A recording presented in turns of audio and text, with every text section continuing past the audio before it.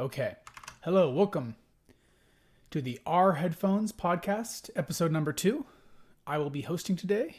This is OJ Neg. Let's have everyone go around and introduce themselves so they know their voices to the name. So, Slow Sound. Hello, this is Slow Sound. Ryan. Hello, this is Ryan. Uncle. Hey, this is Uncle. And This Bag is Milk. Okay. So let's get into the first segment, the headphone discussion. So let's talk about the EL8 revision, the new EL8 revision. So I haven't heard it, but I think Paco has, so. I haven't. I've just been looking at the measurements. It was Uncle that has. Okay, Uncle. So I had a original run EL8 closed and then RMA'd it in October 2015, and that's apparently when they started shipping the revisions in the white boxes. So the version I have now is revised. They didn't fix that big null in the treble, but the mids do seem a little bit warmer. I think there's a little less suck out in the lower mids compared to the original version. Everything else is pretty similar, though. Okay. So this is another case, and we can get into more of that later when we talk about the whole article of Audeze's take. Audeze wrote an article, but from what I understand, they basically wrote the whole article for Innerfidelity for Tile to put up on his site about the measurements and all that. We can get into more of that later. So overall, should we just write this off as another case of Audeze messing up, but at least coming back and fix it like they've seemed to have done with just about every product they released? Well, at least come back and try to fix it. I don't know if they were successful. Yeah, that's what I gotta say. Try to fix it. In some cases, they were just plain worse. Yeah, that has definitely happened with other phaser. models. Yeah, the phaser stuff. Okay, so I guess no. I mean, I don't know. People are gonna say, I'm sure people are gonna say now the EL8 is worth buying or something, right? I don't know. Yeah, you know what? No. It's probably not. Here on Discord, null here. He said that the null is gone. Null said that the null is gone. Okay. He has one? He's heard it and he thinks that null's gone? He has one. Yeah, he thinks it's gone, I guess. Okay. I think he has an EL8 closed, maybe? Uncle had the same one, I believe. Null has the open. He has the open. So null... so I guess people are going to hear it differently, but from what the measurements would seem to indicate, they're saying the null was never there, or it was there, but now it's gone with the revision.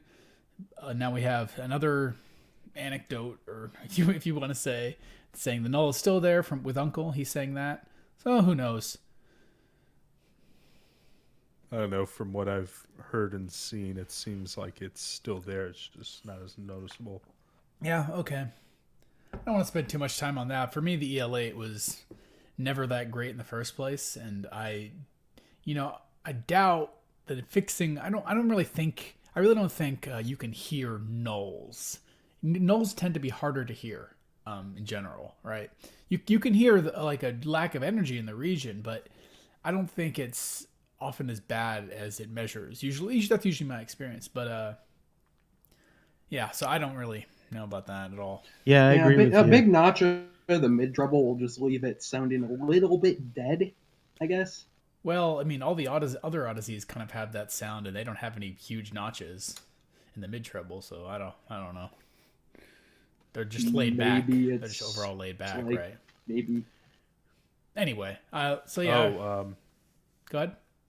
Null said it's noticeably smaller, or notably smaller, not completely gone. Okay.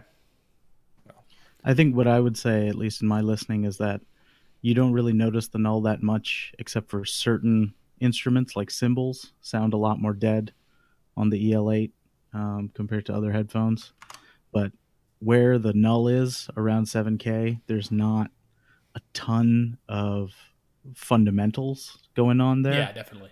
So I don't think it really affects your listening as much as the measurements might suggest. It really comes down to whether or not you think a $600 to $700 headphone should have a null in a region. I personally Well, think if it's a the- measurement the artifact, sign who cares? doesn't. yeah. If it's a measurement artifact, if it truly is a measurement artifact, like Odyssey seemed to believe, then who cares if it sounds great? But we It's can. been If it consistently there. shows up on 3 different rigs, 3 different third-party rigs, I don't care what Audeze says, it is there. Okay, yeah, we can get more into that when we talk about the actual article and maybe analyze certain aspects of it and comment. So let's move on to the next headphone, the Talos, the new headphone from our own, hometown boy, Mad Economist. So I haven't heard the Talos, but I believe you guys have. I have, and so is Uncle. I'll let Uncle start first. Okay. Well, I got a chance to check out the Talos for about a week. I got to also take it to a meet and compare it against ZMF's Omni. And I'll tell you, overall, I like the Talos better because the Omni, all of the T50 mods I've heard, they have somewhat of a V shape and a dip somewhere in the mids. And the dip in the mids on the Talos is closer to the upper mids. I think around 1.5 or 1.7K, something like that.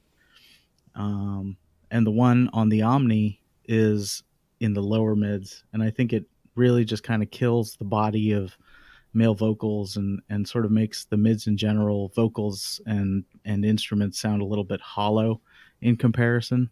The Talos, because it doesn't have the dip in the lower mids, you can definitely hear that T50RP driver distortion that's right there, and so it makes things sound a bit congested. But I think I'd rather have that presence in the lower mids than have a dip there that hides that congestion. I agree with everything he says. Moving on. No, I'm kidding. It the Talos is probably the only V-shaped headphone I've ever enjoyed. I think it's due to the placement of it, of the little dip. It's not very noticeable at all. The big thing, though, is compared to other T50 mods, there's not as much sub bass, and the treble's a little bit more linear. And it's not very open headphone at all. It's not going for that. Wait, it doesn't have that 10 kilohertz peak that the Alpha Prime does? Oh god, the Alpha Prime made the whole headphone around that peak, but the Talos does. It's just, it's like Zach's renditions. It's not as noticeable. I think it's because he just brings the whole thing up. But Yeah, I think Matt actually did a pretty good job dealing with that 10K peak, and yeah, I agree. The sub bass, not the best, but I think part of that is also just because of how elevated the mid bass is on it, which makes it really punchy and fun. But you definitely don't get that same sub bass rumble.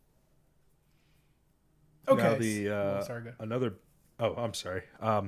Another big thing is it's oddly a laid back V shape. It's not like the actual Fostech dynamic headphones that are so incredibly V shaped that some of us can't stand them.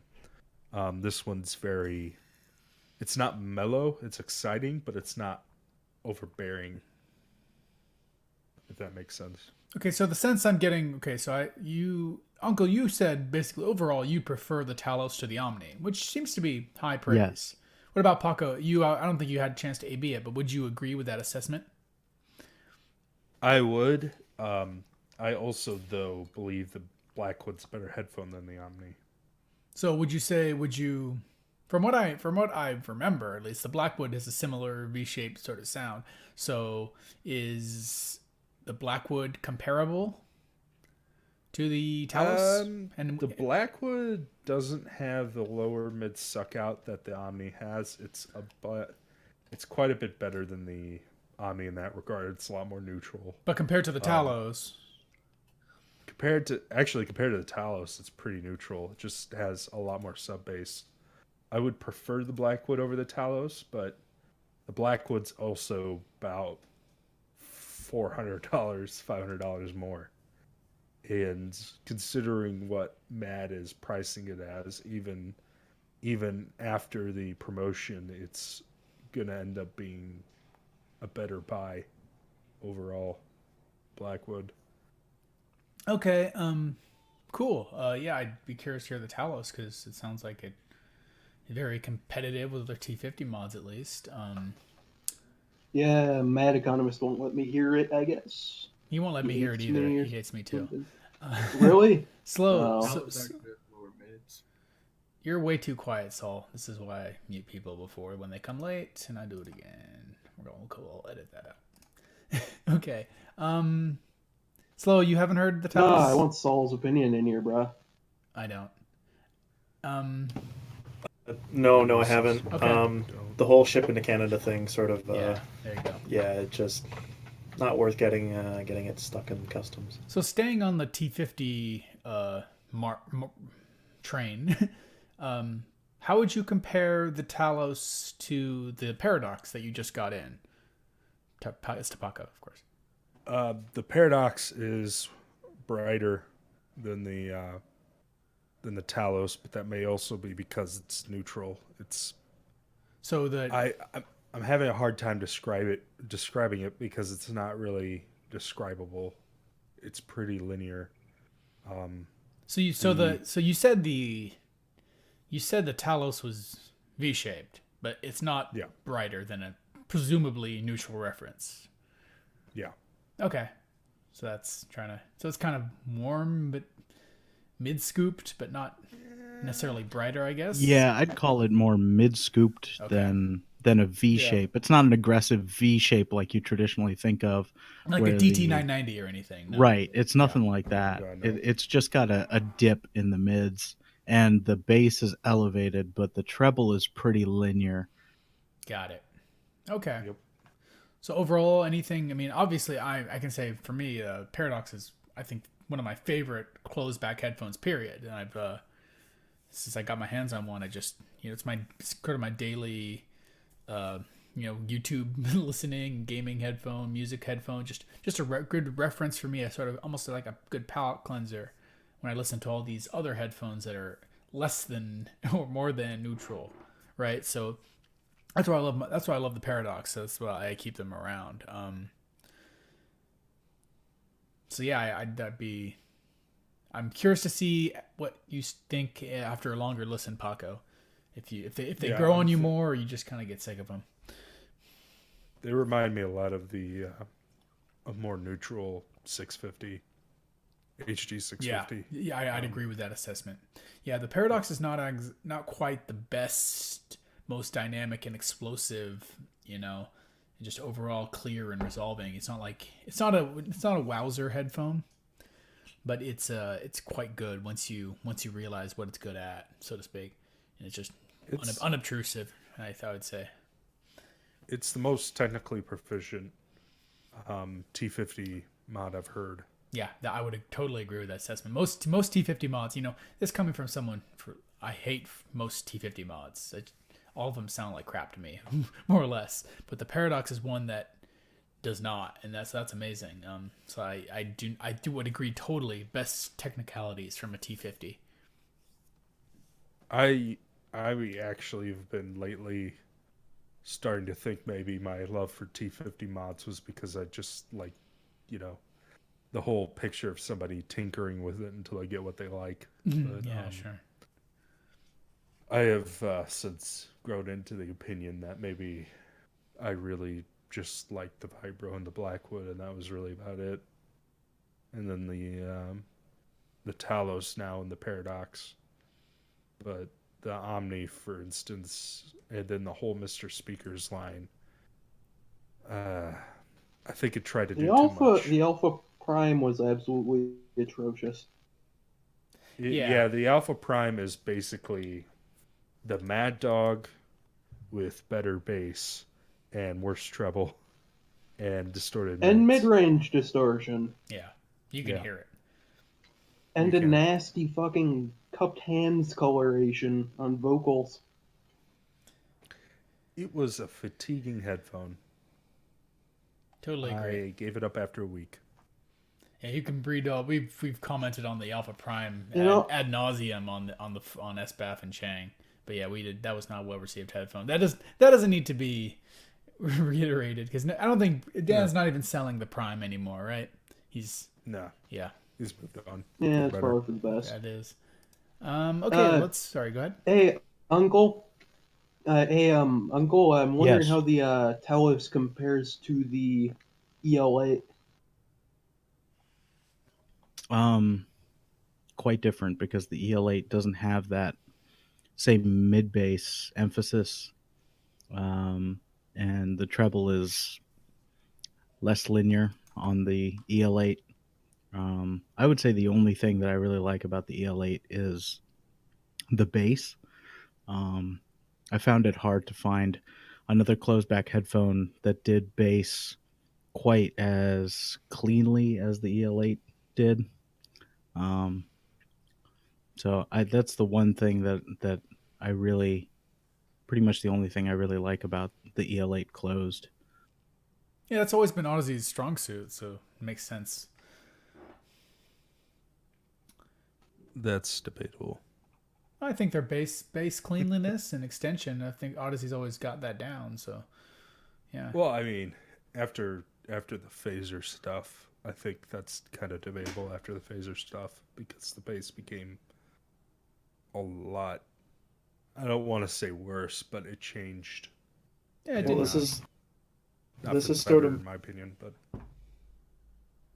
sorry. All I was gonna say. This is my sort of my own little issue with Audeze is that they're not very forthcoming with the revisions they make. For example, there's a late 2015 revision of the LCD2 phaser that supposedly brings back the bass. The bass is back, but it's not something they're going to freely advertise because then they'll all of a sudden have a huge spike in RMA requests.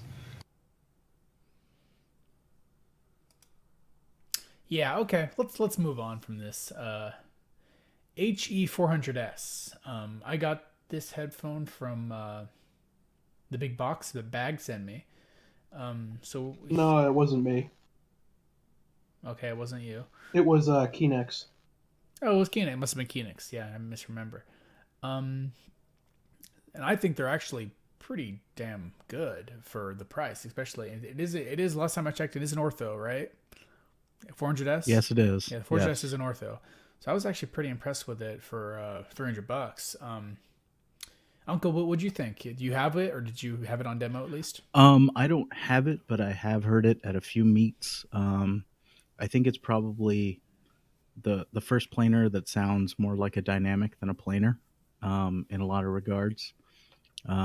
Again, because it has that sort of elevated mid bass, and I don't quite remember how the mids sounded that much, but I think the lower mids were pretty full and slightly hazy, almost kind of like that romantic Audio Technica sound to it in the Yeah, mids. I'd agree. There's like a warmth to the mid range overall, but it's overall fairly smooth and well put together and it stays that way till the treble, and the treble stays fairly smooth and well put together. So it did really remind me of an HD800 in ortho form, and that's why I did like it, but it just wasn't quite as resolving and introspective and like really digging into the mix as much as HD800 does, or sorry, HD600 does. Yeah, I don't think it presents Oh, a you meant lot of the HD600, textures okay. that are in the music, the way that an HD800 does. I meant HD600. Did I say HD800? Yeah, did. you HG6, did. yeah, it's I was wondering what you were talking about. Yeah, HD600 in terms of tonal balance, not HD800. HD800 is brighter than HD400S, that's for sure. But it's like HD600. I would almost say it's. Sorry, I would almost say it's closer to the HD650 because I felt that the upper mids were a little recessed. You could say that, I guess. Yeah, I'd agree. have you tried it with a pad swap? No, I'm not gonna swap every pad on the fucking planet just to satisfy internet strangers' I mean, curiosity. This I've heard it improves tremendously with the pad swap. I'm not even sure which pads it has at the moment. It has these. I think it has the weird, not weird, but the very shallow velour ones. I like Doesn't the even come with velours. focus I don't pads. know. Marv has already discussed it. You know, I don't think we need to have OJ do it now. Discuss Yeah, what? that's fine. Discuss what? The pad swap for the HE400S. Okay, you can read about. I'm not sure exactly what you're talking about, but Marv has already gone over that. You know, what'd he say? A few In other summary? people too. It gives it a like more of a planar base extension. What does? Just a pad swap. If you Okay. swap the pads, it gives it more planar base. Okay. Okay. Yeah. I don't care. I don't want to swap roll pads. It's like when dumbasses roll tubes or some op amps. It's just similarly stupid in my opinion. You either hear its excellence or not. Anyway, nothing else there. I want to talk about that. Let's talk about the. Let's go back around to that Innerfidelity article. Oh Lord. You guys pull it up real quick on your own screens. But basically, I'll lay it out. You know, like I said at the beginning, they wrote this article for Tile or Innerfidelity rather. How do measurements sound by Audeze, right? And before this, I remember Tile put out a little. He put out a poll like a day before, or maybe a few days before. It's like basically asking the survey of the utility of headphone measurements, right? And it was just all this questions like, oh, how do measurements look to you? What do you expect to see? What do you think they correlate to the listening experience, etc. Right? And then right after we see Tile post this blog, and this is basically showing how their products measure on their rig. I don't remember exactly how different they are. Both Tile and Audeze are using dummy ears, at least. But they end up with drastically different results in terms of the measure response for presumably the same headphone. So what were your guys' overall thoughts on this? Yeah. I think Odyssey is trying to cover their butts. Yeah, trying to deflect in this regard. I think Yes. they're full of BS. There's been 3 different sites, I guess, that have taken measurements of the L8, and all of them have had that null. But then Odyssey comes out with this article that they wrote for Till, mind you. They wrote this article that shows the measurements don't have the null. In fact, the peaks and valleys of it are completely different than Tile's. Well, okay, yeah. So we've gone into that. We understand that. The point is Audeze's rig doesn't show it. It is ultimately you have it's almost a he said she said sort of scenario. It's like, oh, my measurements don't show it, these other measurements show it, right? So I mean, I don't and remember these peaks and nulls in the treble are very much correlated to the ear, the ear that they're using to measure. So I don't necessarily don't believe that Audeze's results are as shown, right? Well, I mean, they tried. Go ahead. It comes down to we have a manufacturer releasing their measurements, and then we have several people or several sites that have released measurements, and the manufacturing one is the one that's different, and everybody else's is. Well, how do you know? Well, how do you know consistent. Well, how do you know theirs isn't right and everyone else is wrong? And don't just say because there's more of them. No. Galileo thought the world was, or whatever. Everyone in the church. Also, this is not opinion though. This is measured consistency, and the measured consistency is that there's a null there, and the consistency people have heard is that there's a null there if they actually pay attention to it. No, and I agree. Which is another big part of it. I agree that if people hear it and they hear the null, that is actually more indicative of reality than, a certain measurement rig which doesn't reveal a null. But that's why, again, I think it's falling back on these measurements is not the best way to ultimately evaluate.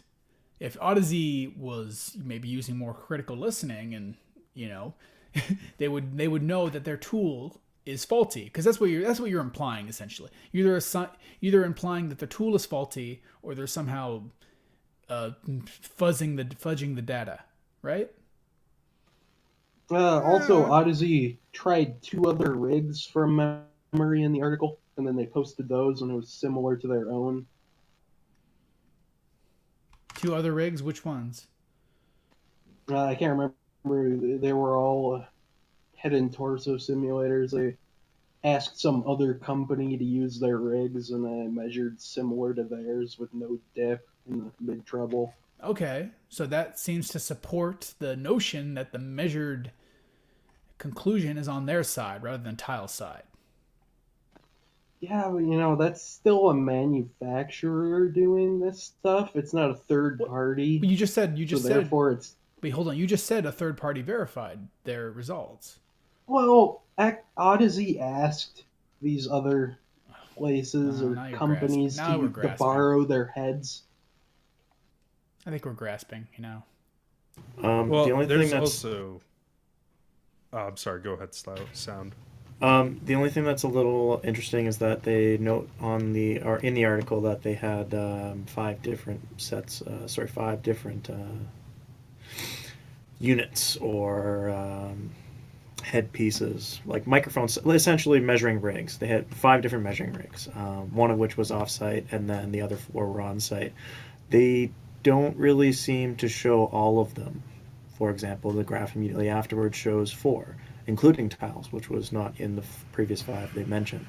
So I'm not sure why they're not revealing all the data. That's a little interesting.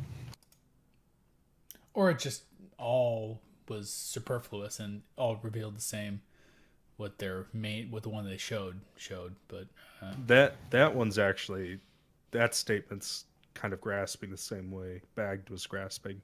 No, I'm just saying. Yes, if I have a lot of companies have different measurement rigs, but if they all show the same, unless you're implying, of course, that they're selecting the best one, which they could be. Wouldn't you? But you would. But if you would, it's too much of a bold-faced lie to say, oh, our other measurement rigs all show the null, but we're only going to show the good one. That's too bold-faced of a lie, even for them. So yeah, that's not grasping. That's not too out there. You could ask them. Did they say why they didn't show it? I guess I don't know. Not really. They didn't say why. I just don't understand why Audeze never checked this by ear. Because you have to understand that requires effort. It's so much easier to use. It's so much easier to use machines. That's what they're going to do. Whenever they verify products, any company, you don't test it by hand. You run it through the test suite. I guarantee you, there's a test suite. They have some guy puts a headphone on a dummy.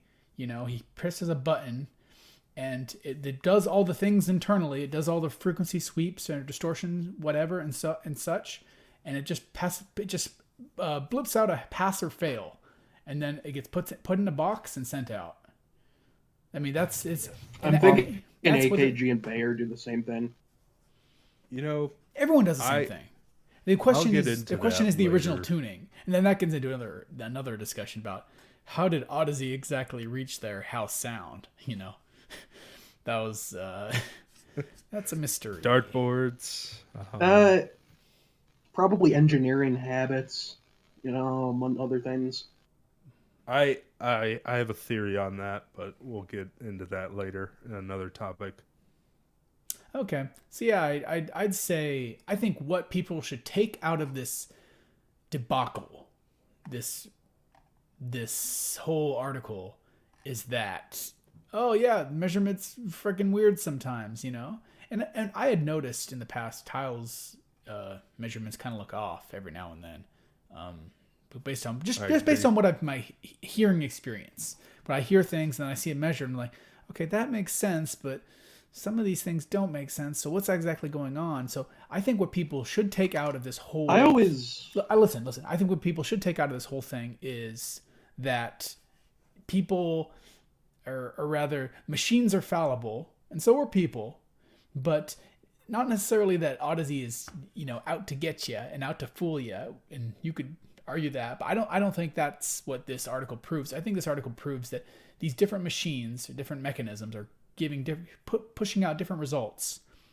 But it ultimately comes back to what is your best judgment on reality? Do you believe this machine or that machine, or do you believe, you know, some box of meat with, you know, a brain tissue between its skull, you know?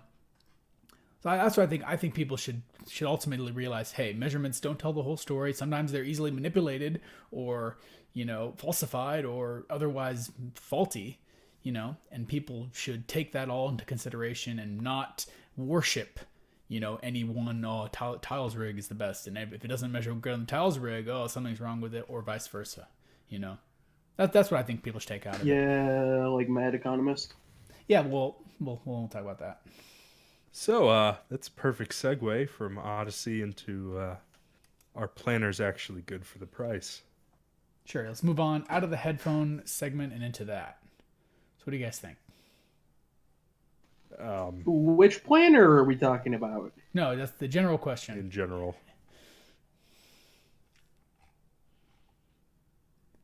It's tough. For any given price point, and right now, planners no longer exist only at 4 figures. You know, we have a T50. I mean, T50's been there for a while, but even like the HG400S, $300 for an ortho, right? Yeah. So are planners worth the price at every price, or what is the, how do you guys want to cut it? Okay, so I think we need to look at the cheap end of the spectrum. We have two companies that have cheap, like two major companies that have come out with cheap planners that they've manufactured, mind you. Fostex and Hi-Fiman. Well, I mean, there's One of Audeze them- with the sign. That's $500. I'm not counting that one just yet. I believe okay. It's getting close. Yeah. They're probably aiming for lower than that eventually, I guarantee it. But go ahead. They probably are, but for right now, I want to stay in that range, up to 300-ish. You have the HE400S, the 400i, and then the T50 and T20. Yeah, T20. NT40 RP. Mm-hmm. And none of them are very remarkable, honestly. I mean, the 400i used to be decent, but now it's kind of fallen to the wayside, but being made brighter for no reason. And I was talking to, I guess. yeah, I was talking to Mad Economist about this the other day. Why the lower end is dominated by the T50 mod thing, and it actually also answers why maybe all the high end planners are so priced disproportionately.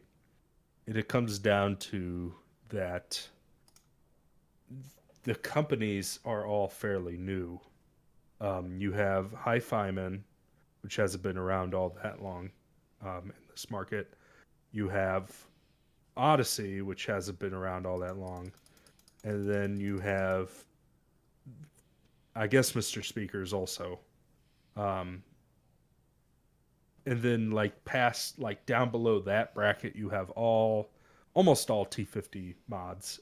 There's few scattered here and there that aren't. And basically what Matt and I have come up with is because those companies up there are newer, with the exception of Mr. Speakers, who I'll get into why later. they're all fairly new companies, and they've had to put R&D money in there. And it's a lot easier when you've been around a while to come out with headphones in a lower market than it is when you've not been around that long.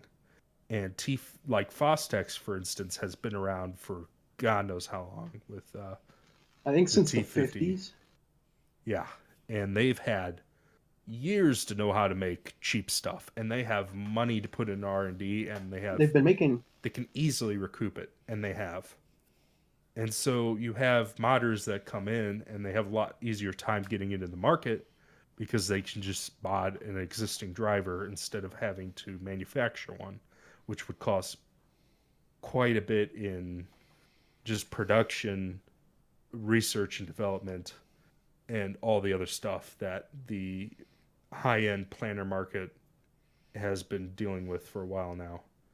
And now we have Hi-Fi Man coming out with $3,000 orthodynamic headphones, and you have Audeze coming out with headphones that they've tried experimenting on, and they've gotten either worse or better depending on your stance on it.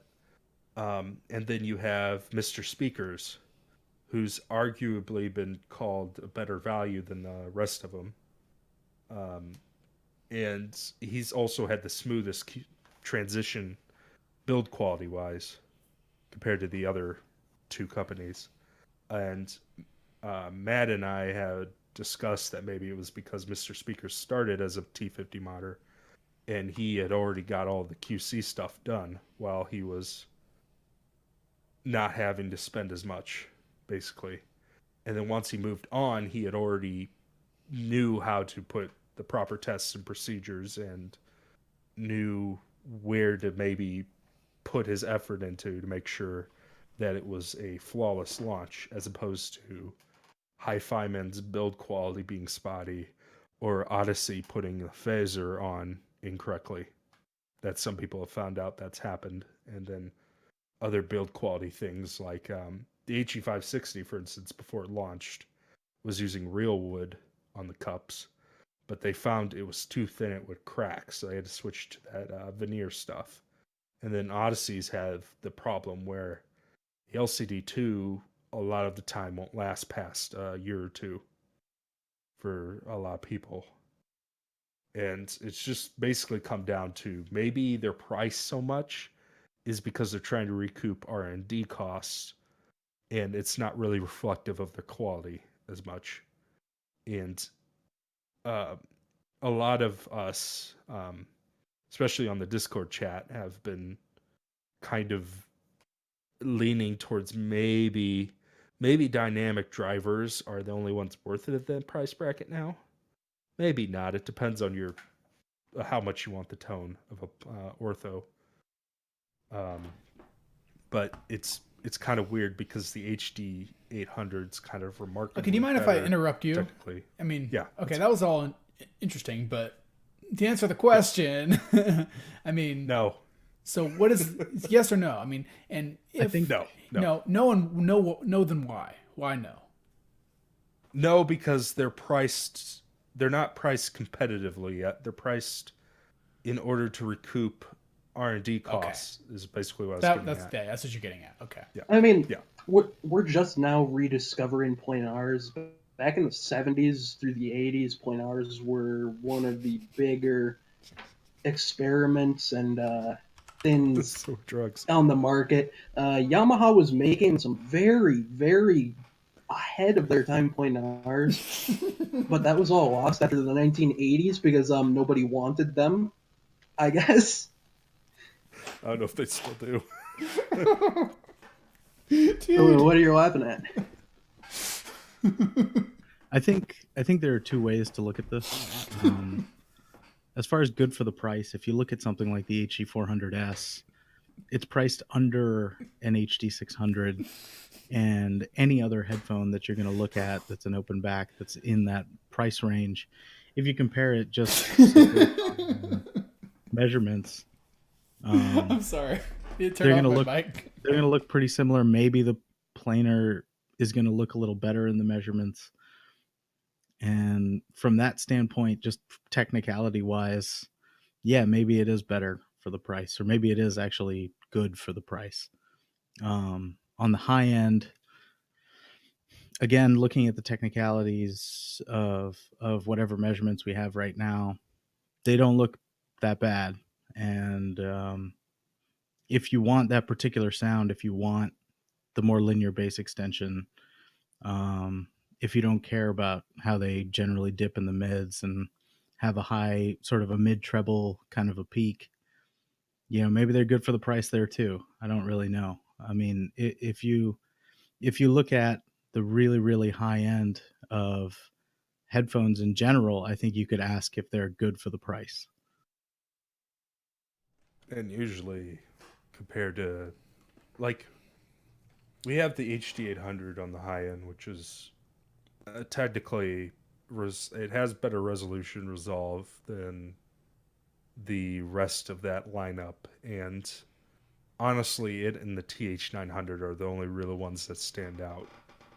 You could argue the Ether C also, but I haven't heard it, so I'm not going to.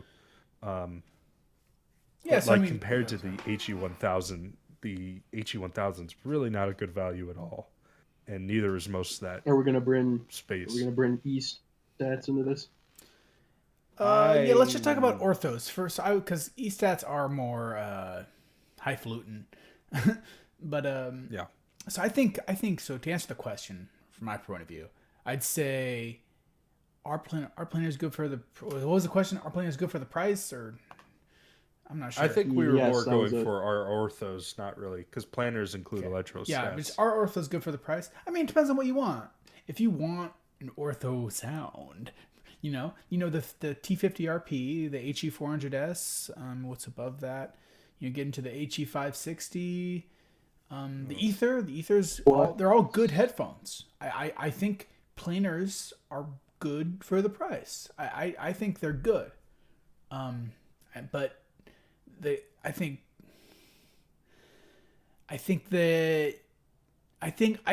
the point of this question is to I don't know, dispel maybe certain myths about the so-called superiority of ortho headphones, right? They're different. Yeah, I don't think they're necessarily superior. I think it's just a different set of trade-offs. So yeah, I'd say if you were looking for a Impression. more, I think at any of those given price points, let's say T50RP, HE400S, HE560, Ether, even when you get into the super high end Abyss, HE1000 stuff, I think for every one of those prices, there is what I would deem at least an equivalent or better dynamic headphone. That's what I would argue. So I think that needs to be. I think people should recognize that. At least I think people should listen to a HE400S versus the HD600 on a good rig, and I think that'll maybe change your perspective. It's like, oh, it's a planer for $300. It's like, okay, but is it better than a $300 to $400 dynamic? I don't think so. And then I really think you could do that analysis at every price point, and I think they would lose. And then I don't want to get into all the technical issues behind what is actually going on with a planar headphone, right? But I just don't think they're as competitive as the mythology would have you believe. Yeah. I'd give it 15 years before they finally catch up again. No, it's never gonna happen. I give it less than that, but It's never gonna I happen. think the post-grand market for orthos is it's very bloated at the moment. I think it's about the There's a lot of best stuff, way to put it. Um, If you love tone, then you know what? You go spend that money on the HE1000. even the HE1000's tone, I could argue about that. Yeah, I could too. If you want that kind of tone, go ahead. But If you want the sort of I've softness, listened to, right? These orthos have tend to have a softer sound in my because experience. the bass is dead. Yeah, the bass is all dead, right? So I'm not sure. I'm not sure why, but on paper it should be the bestest bass ever, but it doesn't sound quite there. I've heard a lot of orthos, like more than I probably should have ever listened to, but it's all come down to a lot of them sound similar. They have a sort of similar theme to them, and I think it comes down to like the whole bass region, because it's linear, doesn't really have that oomph or texture that you really find in other headphones or dynamic headphones, like Biocellulose drivers, for instance, do bass texture just perfectly. Okay, Anyway, who's pouring a glass Yeah. of water? That was me. Yeah, pretty much. So let's Slow. Did you have do you think planers are worth the price? What's your take? Slow? I've only honestly heard the HE400i, the second revision, so the 2.5 mil / no backplate. I wasn't overly impressed, even though I got them for that good, the Black Friday sale. Like compared to my, HD 650s, they weren't more resolving. The soundstage was just as small. I mean, yes, the bass was faster. It was nice and lean, because that's one of my complaints on the 650 is too bloated. But I mean, overall, which would you rather listen to? Right? It just comes down to that. Yeah, that's what it comes down to, and unfortunately, it was too peaky in the treble, but it had no benefits that it came with really, other than that. Peakier, but not more detailed, basically. Yeah, there was nothing that would force me to overlook that. Okay. I think there's a little bit of irony in the fact that planers are used for tweeters and speakers, but then I haven't really heard one that's really knocked it out of the park with highs in the headphone market. Okay. I think that's all we need to say. So let's move on. Yeah. We're going to look at some threads in Reddit. So let's look at this first one. Why are all popular gaming headsets garbage? I'll make sure you guys have the link so you'll see it. But this is a dumb question, almost. Yeah, I mean, what is there to say? I think it probably comes down to resource allocation. There's more money being put into the marketing than there is into the actual development of the headset. Yeah. Yeah, there's really that, just and two they don't things care. they focus all their money on, and that's being semi-comfortable, being flashy, and then making sure that it's bassy enough for the general populace, and that its treble is faking it in detail. Well, you have to consider the customer. No, right? honestly, the Astro A40 wasn't too bad for what did they cost used? $100. That's a lot of money. Actually, but for $100, it's not that bad. But I mean, they have actual sub bass. For retail, though, I need to hear it. I'd be surprised. I'd be very surprised to hear I'm guessing it's just some cheap Chinese driver in there. The Astro A40 is like a semi-open back headphone. I'd be curious if it really competed with decent Audio Technica or even AKG. Oh, I don't think it does. Okay, well, it doesn't. Okay, well then, why are you? It's $100 though. $100 you can $100 you can get a lot of those. $250. Wait, what? He got it for $100 used. It's $250? No, I don't have. Yeah, they cost like $250 new. That's a rip. But I'm saying you can find them used for like $100. But that's irrelevant. You can get just the headset's $150. Well, you can get an HD 598 on not even used. Like on Amazon, it dropped down like the other day to like $120. I mean, that's not or like I'll leave that for the next one. Q701 for like $110. Sure, yeah, and those are probably all going to be better than an average gaming headset. So I don't know. They are. So this guy is coming in here. He's asking, or he's positing why this guy's obviously not a audiophile by trade or whatever. You know, someone coming in. A lot of people come in, get into headphones because they're looking for a better headset to play video games with. You know, there is an education process in regards to unlearning certain marketing bullshit.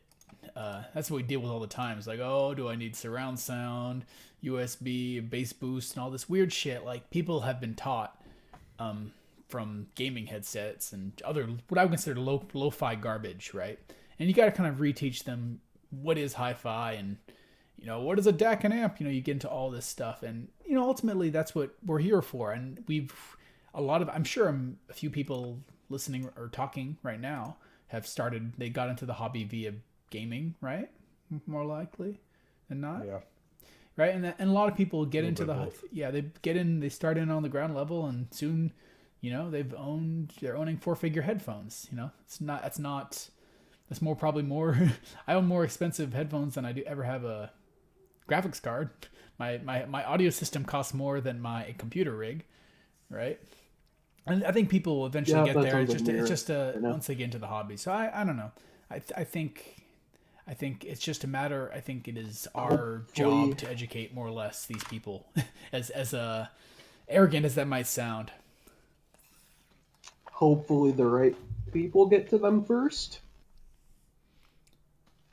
so we don't get more objectivist, you know, asshats running around. Yeah, let's keep that. Let's keep that out. That's a different segment of the That discussion. is indeed a different subject. Yeah, okay. But, you know. Move on. That's not something we need to get into right now. Moving on to the next part. Can I do this one? Sure, go ahead. All right. What separates a good review from a bad one? And basically, it's I see a lot of Zeos. I'll just read it. Sure. I see a lot of Zeos bashing here lately, and I'd like to know the answer to this question. Now, I'm not saying explain why he gets hated, because I know already. Just thoughts on reviews in general. All right, so I listen to a lot of gaming podcasts and stuff like this, and this question comes up a lot on there. What it usually comes down to is the reviewer trying to sell you something? Have they received anything from said company that they're reviewing the product for, and do they seem like they have any underlying bias? And or for in this hobby's case, are they concise enough that you actually know what their opinion is, and they're not just filling it with fluff?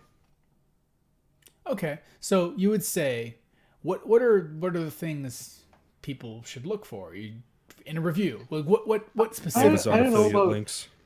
Sorry, what? I don't know about a review sample giving people bias. I mean, I've gotten review samples and absolutely hated them and gave them a terrible review because that's what they deserve. That, honestly, but you know, that doesn't mean to say that there isn't a reviewer bias necessarily. Yeah. But okay, let's analyze.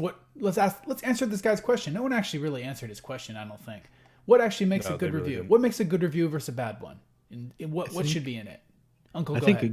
I think a good review gives you a little bit of an understanding of the reviewer's perspective, and it also allows you to, at least in an audio review, almost approximate what the experience is going to be like, so that you can have some idea of whether it's going to be right for you or not. Yeah, and I see a lot on HeadFi that a lot of people don't do that sometimes. A lot of people write fluff. Yeah. They describe their experience, but then you're left wondering, how did it actually sound? Or sure. I'll leave that other part for later. Well, yeah, I mean, I think that a good review needs to use relative judgments, right? You need to have comparisons, right? And that's my big problem with so many hi-fi reviews is like they said, they just go on and on about these intangible qualities that they experienced. but we're not grounded. We need to get a ground, establish a reference point, and then gauge things from there. And that's why I like, in terms of reviews, I like John Atkinson's Sterify reviews. Not because he does measurements, but because he always does relative comparisons to the gear he has on hand. And it's, if you follow all his reviews, you know where he's coming from. You see his perspective. You know what he thinks about X, Y, and Z. So when he evaluates A, B, and C and says certain qualities, and even if you say, intangible, even if you use audiophile speak, right? If you use audiophile speak, it's not necessarily a bad thing so long as we have a relative judgment of where you're coming from. So I don't think there's anything inherently bad with relative or audiophile speak, so to speak. Yeah, like using audiophile terms and stuff like that's fine. Even a little bit of fluff's fine to Yes, I show don't your mind. enthusiasm. It's just when doesn't really... If you like read a review and you don't actually know the reviewer's opinion other than it being binary, that's kind of when you're like... Other than it's good and has base. Yeah. Okay. Yeah. Yeah, so I think again, people should look for, when they're looking at a review, you should look for relative judgments by which to gauge your own experience and see the person's point of view at the very least. That's how I would answer this thread OP's question there. There's also, though, he was specifically talking about Zeos, and in which case the best answer would probably be whether or not the person's trying to sell you the headphone. Yeah, that's another layer. You gotta Amazon affiliate links. I mean, and let's remind us what Zeos responded to this thread. He says, specs. Read them and use the same terms that everyone else uses and never get excited. Love and emotion are never allowed. Just the facts, ma'am. So this is just a ridiculous statement. I mean, this is just such a...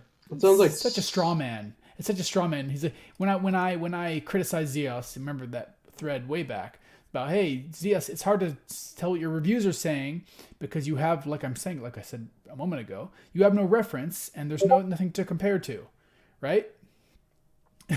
So I'm thinking, okay, and now he's gonna twist this criticism to say, oh no, you can't have any emotion, Zeos. Like, no, it's not. What is this? He's office rocker on this one, I declare. Not to he overanalyze makes money off of this, so like not off reviews, but he's basically literally selling the headphones to his Patreons afterwards. Yeah, And that's where the bias kind of comes in. yeah. I think Not to that's a overanalyze conversation for another the time. Zeos thing. Sorry, Uncle, go ahead. Not to overanalyze Zeos, but he also seems to refuse to use sort of commonly accepted audiophile terminology, so it makes it even harder to relate to his reviews. Yeah, and that's what he says. He's like, oh, use the same terms that everyone else uses, with the obviously with the sarcastic implication that the fact that I use meaningless terms is okay. So, it's just, I just don't want to deal. I don't want to deal too much with responding to someone who is, obtuse on purpose, Jeez. Anyway, let's move on. Yeah, let's move on. Talking about that, Want to man. do the next one? Yeah, let's see. Does it take everyone this long to learn? And it's basically a picture that shows how cheap gaming headsets are compared to getting into audio. Explain it in detail for people who are listening. Yeah, my bad. Let me click the picture. Basically, the poster gave a picture of like starting from Fry's Sailbin headset going on to the K7XX plus the Modi and Magni 2. And it shows the different tiers of prices and then shows the drastic increase going from a Logitech headphone to an AKG headphone. Well, yeah, let's I mean, I would point out that there's a serious progression of what I would consider lo-fi purgatory. $8 Fry headset, $20 Best Buy headset, $40 Amazon headset, $60 SteelSeries headset, $75 Logitech wireless headset, and then he finally ends up with a decent mid-fi quote rig, right? So this seems to me like a case of someone who didn't take our advice, or at least wouldn't have didn't take my advice, or wouldn't if he had asked me what to do. I would say, okay, you have $10 to spend, buy that first headset and then save up for the $400 thing. Instead of obviously he can't recoup. I mean, how much if he sold all that stuff used, how much would he really recoup from it? I don't know. Not less than a third of it. I'm starting to learn here. Right, so I think this post demonstrates that if you take that long to learn, your method may need some reevaluation, to put lightly. Oh, I'm actually look reading at the me. post he put there, and he's actually saying, "Man, how much money I spent on total crap getting to the good stuff." Yeah, that's what he's. And like, And he did. Go ahead. And I'm looking at it now, and maybe his point would have been more effective if he showed that you could spend even less getting to something good. Like, really all you need if you have a good phone or a decent sound card is just the amp in most cases. Sure. Yeah, like you don't even need to spend $400 to reach something that will destroy a Logitech headphone, for instance. I mean, just even like an HD 668B from Superlux out of your smartphone is going to beat a $200 headset. Heck, the Talos out of my iPhone 6 Plus is pretty good. Anyway, I think the point is, I think he even recognizes that he took the long route. Yeah, I took that route as well, as OJ probably knows. No, I didn't. Sorry, yeah, you did, obviously. Are you have all of my cans there? I never. And Yeah, okay. I never took the long route. That's what you said. I was actually I'm pretty. talking about, you probably know. Okay, yeah. That I did. Okay, yeah. Let's move on. Do the next one. Mid-fi hell. Basically, this gentleman posted why he thinks owning a bunch of mid-fi headphones was a smarter deal than spending money on one good one or one or two good ones. And throughout the whole thing, you can actually see him kind of backpedaling. But point is, I think we should take the time to at least read his comment in this case. Yeah. Go ahead. Can I say one thing to the listeners? What do you want to say before I mute you? Oh, you're gonna mute me? What do you want to say? Go ahead. Let's let it out. Guys, everybody who's listening right now, don't screw around like I did with $100 headphones. Just go straight for the HD 600. We moved on from this. Stack or something. We moved on from this. We're on to the next topic. Please, back. I know, you were a mistake. Man. Oh, you're making slow sounds seem pretty damn quick right now. Oh man, this podcast might need some editing, or unless you guys want me to keep this shit. I mean, bagged milk was kind of backwards to begin with, so. Bagged you son of a bitch. We moved on. Okay, let's move on and let Paco do his thing. Okay, go ahead, Paco. Ooh. Okay, so I don't. God, this post is long. Maybe just go through the. Yeah, I would just touch on the points that are relevant instead of. Yeah, he's kind of got headers at the top of each paragraph. You want me to do it? I'll do it since. Oh, I was doing it. I didn't want to. Yeah, just don't read the whole thing, please. Don't read the whole thing. Just. Yeah.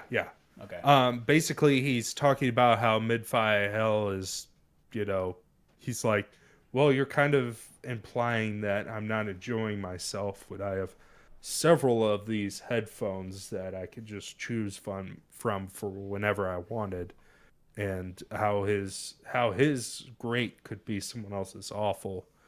And it gets down to he's listing his reasons, and one of them is, or a couple of them, diminishing returns. Basically, the cost jumps up astronomically, but the benefit doesn't. Then subjectivity, which is basically one person's good is not another person's great, or it's another person's awful. That's so on and so forth. And the only way to know is to buy these headphones and test their sound signature, which is kind of fallacy in itself. But then also the cost, kind of like saying like, hey, you bought these $1,500 headphones, now you have to buy a $1,500 amp to match. And then That's complete BS. yeah, it is, but I'm not there yet. And then he also says more than one headphone makes sense, which nobody really argued against that. And then personal use. He wants to be able to basically take his headphones everywhere around the house. And he also thinks collecting is fun. Okay. The main issue is a lot of his headphones aren't even technically mid-fi. Yeah, I mean, I'll go ahead and I kind of want to respond to those. You obviously responded to pretty much all those points in your post, but let's not read that too, because you're here to just condense your what you would say. I'll go first. Yeah, I'll let you guys diminishing returns. Okay, so I think the point, at least of what I understand, diminishing returns is, oh, my $400 headphone is 95% as good as a $15 headphone. Therefore, there is a, whatever, do the math, diminishing return on my investment. But you just spent, how much money do you have in total, right? Like you're diminishing returns. You're just because you have more mediocre stuff. How is that you've spent all this money that you could on a more return on a product that gives you a larger return? It makes no sense. If you want to stick with one mid-fi headphone and say, hey, I could get an HD800, but I don't think it's worth it because diminishing returns, that's fine. But you can't have like all this stuff. There's no your diminishing returns is because you didn't concentrate your money, and get the best you could. So I think that first point is ridiculous. Subjectivity, okay, one person's great, another person's awful. I mean, okay, sure. If even from that point of view, get to the best. Still, like you said, you don't, just because you have one headphone doesn't mean it has to be the highest fidelity. It just needs to be the best that you want, right? And you can't listen to two headphones at the same time. I think the subjectivity is not an excuse for being in mid-fi purgatory, unless you don't know what you want. And then he goes on. He wants to compare different sound signatures. I guess that's what I hear from people who own so many mid-fi headphones. They want to hear different sound signatures. I guess I don't really have any response to that. Cost, need to upgrade the source to match. But like, maybe so, but if it's not to the degree he's imagining, he thinks, oh, if I just get lower fi stuff and I won't have to get a good amp or DAC or source, okay. But it still just means you're playing around in kitty land, you only ever need one amp. Yeah. I mean, two of his headphones were 95% like the same sound signature, just like slightly different. In personal use, what does that have to do with anything? I mean, personal use, okay, yeah, if you wanna move around, get a pair of IEMs, get an awesome pair of IEMs and use them at home. Or an EL8 titanium. Sure, whatever. That's what it's made for. And this is ultimately the last point, maybe the most valid. His point is that collecting is fun, hobbies are fun. Okay, if you see headphones as a collecting hobby, then his method, his approach makes sense to you, I guess. I do not see, and this is where the fundamental difference, I do not see headphones as a hobby within themselves. The hobby for me is, music. I want to hear my music. The headphone is just a utility to get me there, get me to that audio nirvana, if you will, But if people who want to collect things... Is Uncle still here? If people want to collect things, yeah, this is the path they'll take. So that's my take on it. You guys can go ahead and say what you will. Hey, OJ, I do have one question for you. Sure. Aren't we the ones made fun of for listening to equipment and not music? For spending so much money? You could say that, but I think my point was that for me, the headphone, if the gear itself is not the point, is not the hobby. The listening experience is the hobby. I know that was my point in asking you that. And when he's saying, yeah, sure, but when he's saying I like to collect, it's like, okay, and you like to collect objects and have them sit on your shelf, then that's not what I do. It's not why I'm into headphones, so I can look at them on a shelf. I want to listen to them. But yeah, Uncle, aren't you a collector? Yeah, I guess you could say that. Yeah. What's your idea on this? What's your thought? In terms of why do I collect headphones? Yeah, that's what I'm asking. I don't know. This is something I struggle with. It's like an addiction. Well, I mean, it's an addiction. Don't you have a... Yeah, Hello, my I name think is it is. Uncle, I think it and, is I'm to addicted to some collecting extent. It headphones. is a gear fetish, and just wanting to have more gear.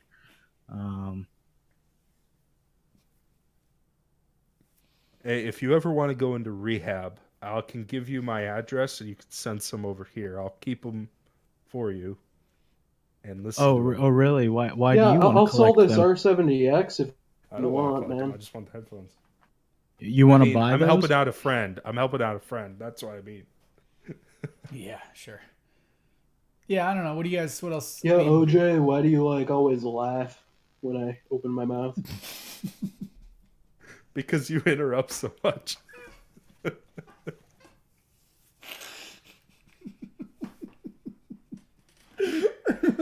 To be fair, though, I'm not in the same mid-fi hell as this guy. Okay. No, you're a little well, Just give it a fucking rest. Dude. Wait, what's Slow Sound's opinion? Because he hasn't talked to me. Yeah, Slow Sound doesn't talk. He's kind of slow on answering. Slow? No Yeah, comment? that's oh my god.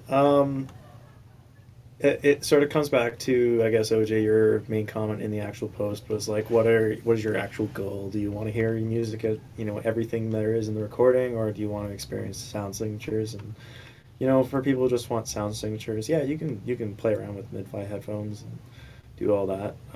I do think it's kind of interesting to see, the overlap.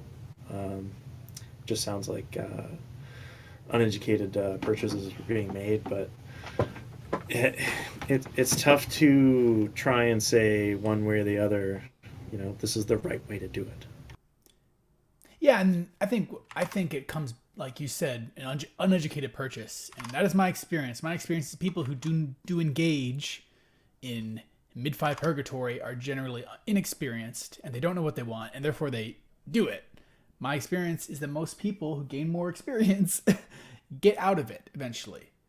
I think it's just a matter of time before you get out of mid-fi purgatory. You realize, I don't really need this stuff. You go into, as my posts, which I won't go into detail, but option 1, which is just, I want to maximize my sonic experience and just listen to my music. And I don't, the fact that, just the whole idea of different signatures will not appeal to a more seasoned audiophile, in my opinion. But yeah, I think that's what happens to most people. I really do.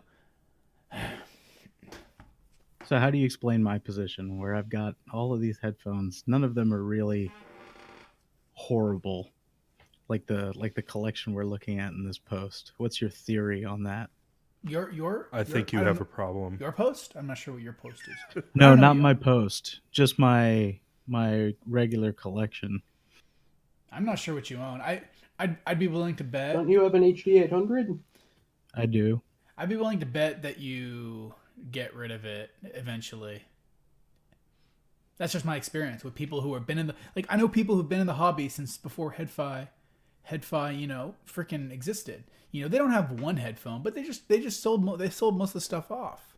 They don't care. It's like, okay, I'm done. I'm just gonna listen to my main fix. So I do think that as you get up there, your opinion may be changed. Consider the possibility, at least. All right, how long have you been in the hobby? I'm curious. I've been in the hobby for let's see, probably about 16 years. 16 years, really? You've been into headphones? Yeah. Well, you're exception to the rule then. I wouldn't have guessed that. I mean, I have he has a top of the line rig and he has a bunch of mid-fi. I have no idea what Uncle Ruckus's rig is. Maybe we should He has take an this. HD800. Okay, it's a lot of people do. That's not a top of the line rig. I Uncle, have, go ahead. Uncle, go ahead. well, I was going to say that one of the other reasons, I guess, that I maintain a collection is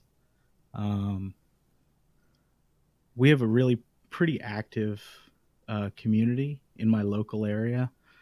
And I like being able to show up and give beginners a chance to try a whole bunch of different pretty good stuff. Okay, cool. Well, that's a good reason as any. What's your Like how many? source like? I'm how many headphones? I think I have 11. 11. Let me see. And the price range is what's the most expensive and what's the least expensive, or what's the mean Most mode? expensive retail is probably the HD800. Okay. Wait, what's the least expensive? Least expensive retail is probably $200, the K7XX. But I'm actually Fair enough. thinking about getting rid of those. Hey, that's a good choice. Are you going to get rid of these R70X too? Yeah, I'm thinking about that because I really don't use those. Ooh, you linked your rig. Let me look at it. Yeah, I linked my profile that has all the headphones and my source gear. I'm surprised you have two DAC and amps with the same DAC kind of. And I'm thing getting a going on, third. and then... Well, so the 15 travels with me when I travel for business. I'll travel for like a month at a time. And so I can drop that in my suitcase with a decent open back and have a good rig for the hotel. That makes sense. That makes sense. Okay, let me start doing my thing. My spiel. My novel. All right, so I start off my post saying that he's taking mid-fi hell, which really was purgatory, entirely too seriously, because it's just a pet name. It's a joke for people that haven't really moved beyond that. I also bring up that this headphones have moved in the past couple of years, have started advancing quite a bit compared to how they used to be, in that Advancing in what something regard? like just like technicality wise, like decade ago the flagship was the HD 600 650s. Now we've moved a lot further past that. You're saying we have higher end stuff that's higher performance, right? Okay. Diminishing returns isn't what it used to be, basically. Like you have higher price stuff that's started to become more and more worth its price than in the past. And then I also brought up that like how the closed headphone market kind of has been weird, and it caps out at like a lot lower amount than the open back headphones that, you know, are more worth it in the higher end.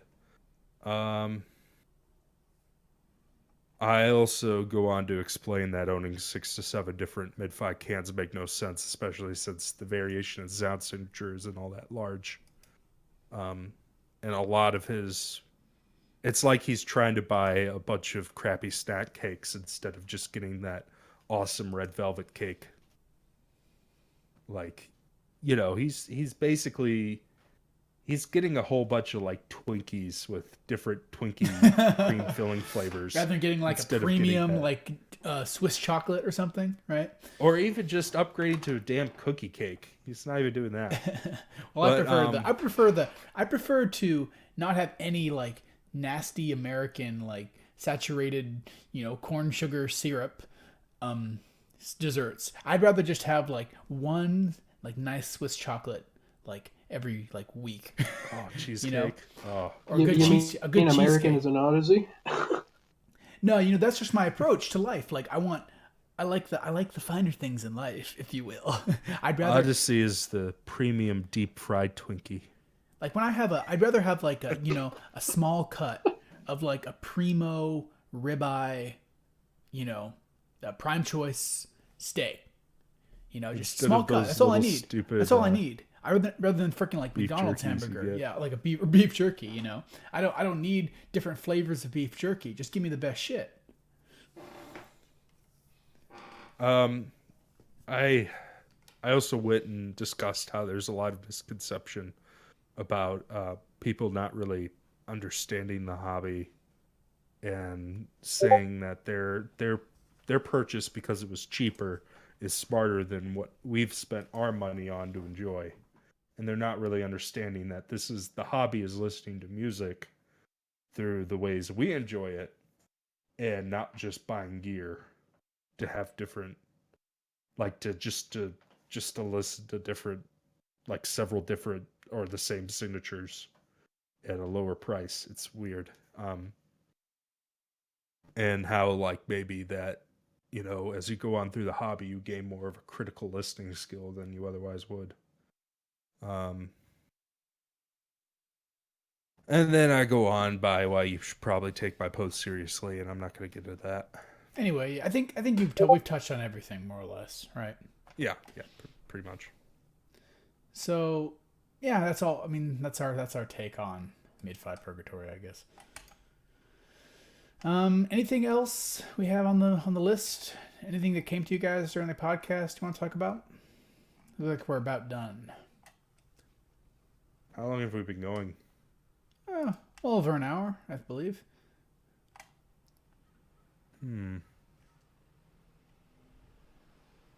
So yeah, we all good? We could talk about our first headphones, just as a last topic. Sure, I'll talk about. Who wants to start? Is this very first or your first quote unquote audiophile headphone? Yeah, first good Let's headphone. do audiophile. First good headphone. Mine was the Sennheiser HD 595. Good choice.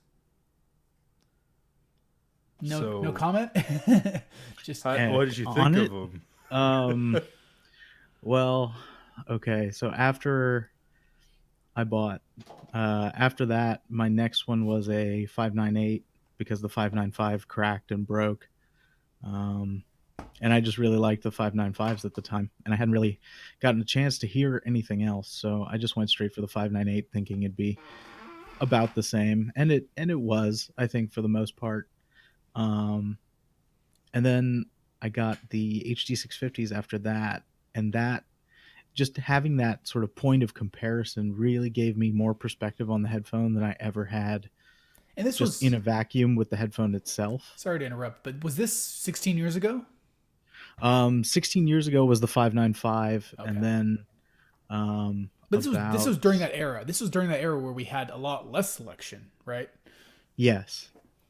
Go ahead. Sorry. Yeah. So once I got the 650 the first time, I finally got to compare it, and I ended up finding that upper mids were really shouty on the 598s. The bass wasn't as good. It wasn't as clear, wasn't as clean. Mid bass didn't have the same kind of punch. But when I first had it, I was mostly using it, as you guys said earlier, mostly as a gaming headphone. Also for music. I was always a big music fan, but mostly for gaming, and it did a good job with that. And I was satisfied with it overall, especially for the price I had to pay back then to get that pair. Cool. I mean, this was kind of a firm's save up a little bit, Okay. Bag. Do you want to tell us your first headphone or? I had a AKG K240 Studio. Before that, I was like a major bass head, worse than Kaz, actually. I was a bigger bass head than Kaz. After that, I needed a closed back set. Fast forward about maybe 5 months, I got a Logitech UE6000. Then I went into a long path through mid-fi, low-fi hell. Now I'm finally going to upgrade to something a bit better. So Those I'm excited about R70X? that. No, I'm not going to buy your R70X. Don't try to show it to me. I'm getting an HD 600, I guess. Okay, I'll talk about mine. My first headphone, well, I like many others. I've gotten to the hobby via gaming, right? I wanted a gaming headset, or gaming headphone at least, right? So I figured, okay, I'll get one of these cheap mics, and I'll just get any headphone I want, right? Plug the mic in, you could talk, and then you can get a good headphone. My first headphone was the Audio-Technica A900, or ATH A900, was the closed back equivalent of the AD900, right? Oh, really? Well, in name, at least, right? And then I love that headphone to death. I love the whole wing system thing. That thing gelled with me. The sound I thought was great, actually. And I still like its sound to this day, more or less. But then once I had that headphone, I kind of just like my approach, like I mentioned before. Like I figured, okay, so what else is out there? I want to go up from here. What else is out there? And I figured, like, I did a lot of research. I tried to parse through HeadFi. This is back in the days when I was actually browsing HeadFi, But there's all this stuff, There's all these different stuff, and I'm thinking, like, well, what do I want, And then I eventually settled on the HD600, right? And then from there, I went up to the HD800, and that's my current set. So my whole path through hi-fi was only 3 steps.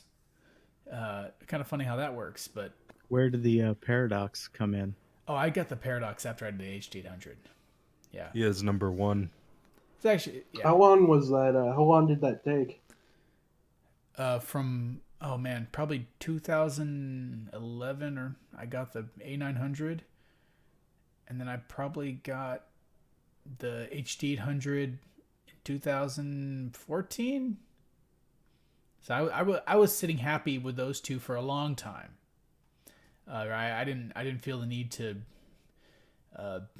go back and forth, in mid-fi purgatory. I went straight up. I went 3 steps. He went from 0 to 100. Yep, that's my story. But I still love that headphone. It's got you'll never forget your first. Speaking of that, mine was an 8900 back in 2009. The AD, right? 8900, Okay. yeah. Yeah. I wanted a headphone for gaming, and I wanted one that was half decent for music, which is why I just skipped the 8700 entirely and went to the 8900. And then I never bought an Audio-Technica since then. But anyway, I didn't really get started big time until about 2013. Yeah, 2013. I just kind of lurked. Yeah, just gathered knowledge before I made a leap. And for some odd reason, I went and bought the DT990 and the X2, and I returned both like the same day. Whoa. I went and picked them up from UPS, listened to them at home, and went and returned them immediately. I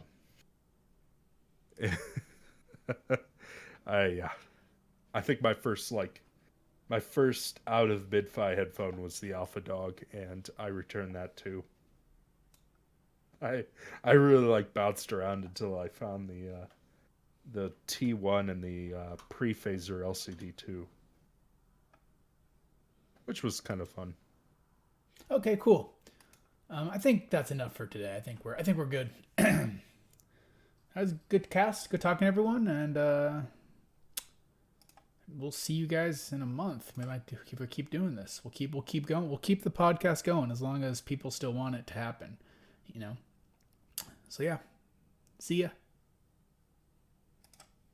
Bye.